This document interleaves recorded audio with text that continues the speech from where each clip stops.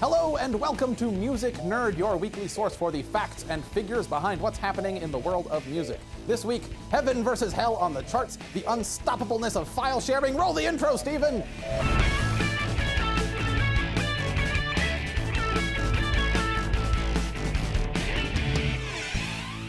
By the numbers 21, that is the number of weeks Adele's 21 has been at number 1 on the charts.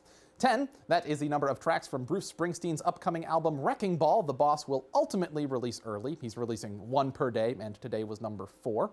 And 2, that is the number of Chris Brown and Rihanna collaborations that were released this week, causing music fans to scratch, shake, and bob their heads.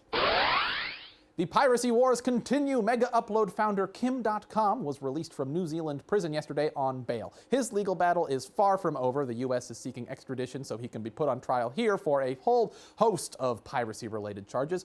But for the time being, Kim says he's just glad to be back with his family.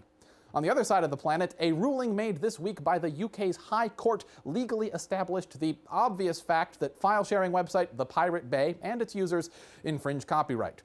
This is significant, though, because it paves the way for The Pirate Bay to potentially be blocked for all UK internet users. That more consequential ruling is expected in June.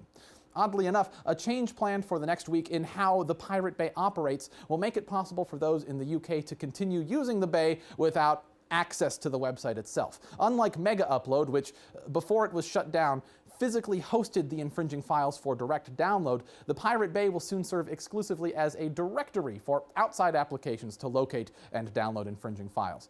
In the same way that a phone book doesn't actually contain thousands of people, just contact info for thousands of people, the Pirate Bay won't actually contain illegal files, just contact info for those files. The Pirate Bay will be nothing more than a small file that can fit 11 times on a 1 gigabyte flash drive. Put simply, there's pretty much nothing that can be done to prevent file sharing from happening anymore. Or is there? Let us know what you think in the comments.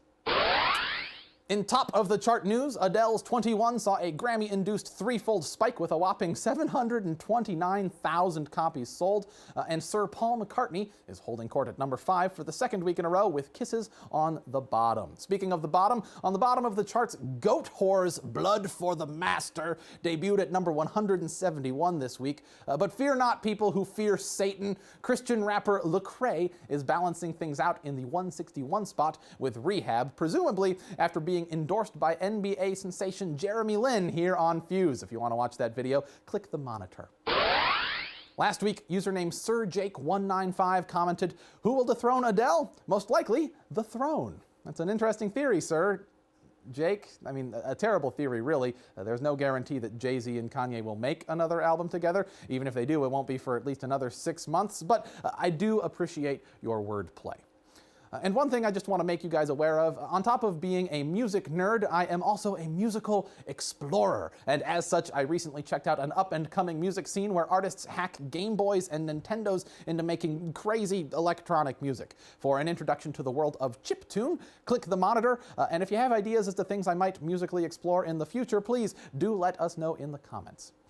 I'm Dan Brown, your friendly neighborhood music nerd. Thank you for watching, and to learn facts and figures about what's happening in the world of music every Thursday, subscribe to Fuse on YouTube by clicking the logo over yonder.